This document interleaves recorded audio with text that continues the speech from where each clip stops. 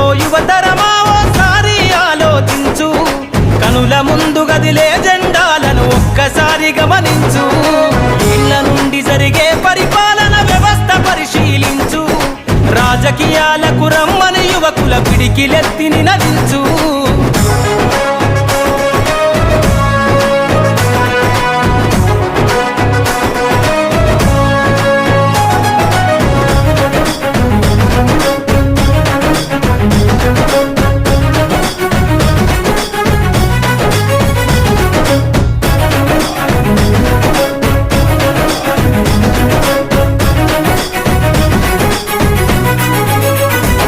కొత్త చరిత్రనే రాసేలా